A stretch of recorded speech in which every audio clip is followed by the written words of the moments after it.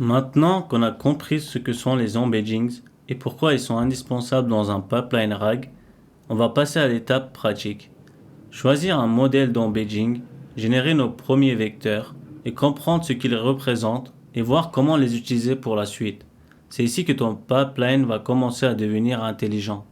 Alors, quel modèle d'embedding peut-on utiliser? Il existe plusieurs modèles d'embedding modernes et très performants. OpenAI Embeddings, Cloud Embeddings, Cohere, Google Gemini, Hugging Face, Nvidia. Dans cette formation, je vais te montrer la version la plus simple à utiliser aujourd'hui avec LangChain, les embeddings OpenAI. Mais sache que le pipeline sera identique peu importe le fournisseur. Alors, on va commencer par importer notre modèle embedding. Importer le modèle embedding. Alors, pour importer le modèle embedding, il faudra charger le module suivant, LangChain, OpenAI, import OpenAI embeddings. Alors, je vais juste restart mon kernel, je crois qu'il est en train de bugger et je réexécute mon code. Voilà le module chargé.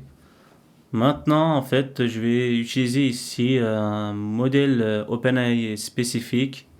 Et pour ça, je vais mettre OMB égale OpenAI Embeddings. On va utiliser le modèle text embedding 3 small.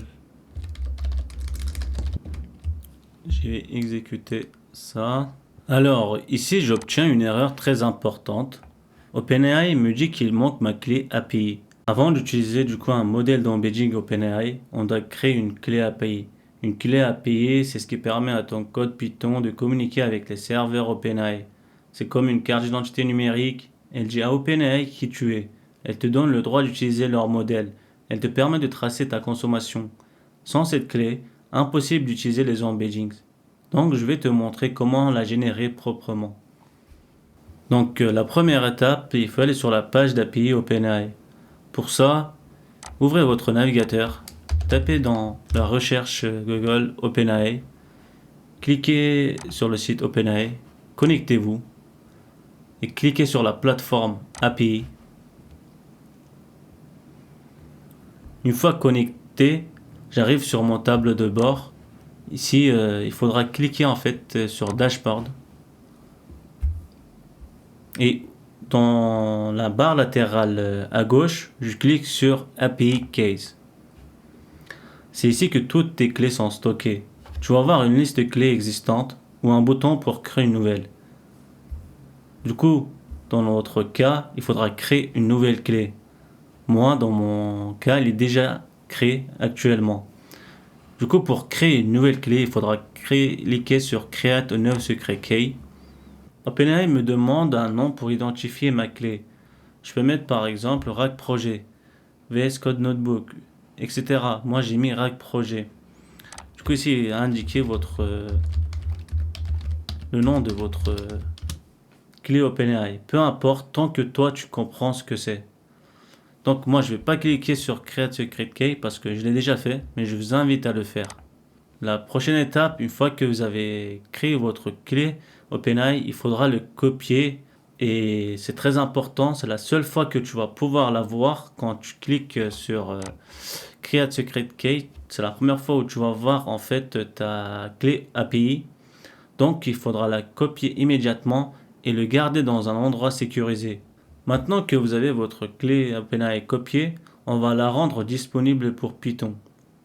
Directement, en fait, pour le rendre disponible sur VS Code, sur Python ou sur notre environnement, nous, ce qu'on va faire, en fait, on va le mettre dans notre fichier .ev qui permet de sécuriser, en fait, nos clés API. C'est la bonne pratique à le faire, c'est de la mettre dans un fichier .ev. C'est un fichier invisible, non versionné, qui contient uniquement des variables secrètes. Donc dans VS Code, si vous n'avez pas encore créé votre fichier .ev, je vous invite à le faire et définir votre clé OpenAI. Par exemple, OpenAI API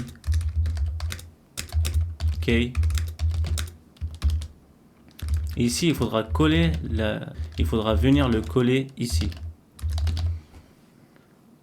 Moi, je vais les faire, mais je ne vous le montre pas parce que c'est une clé privée. Et on se retrouve juste après. Alors voilà, pour que Python puisse lire ce fichier .env, j'ai besoin d'un petit package appelé python-env que nous avons déjà installé en fait au début de cette formation. Si vous ne l'avez pas déjà fait, je vous invite à installer cette librairie python-env qui permet en fait de lire ce fichier .env. Du coup, on revient sur notre notebook, on ouvre une cellule et là en fait on va importer la librairie .env import load.env et on va importer OS, import OS, et on va charger automatiquement en fait load.env qui permet en fait de charger automatiquement le fichier .env qui contient en fait notre clé API OpenAI.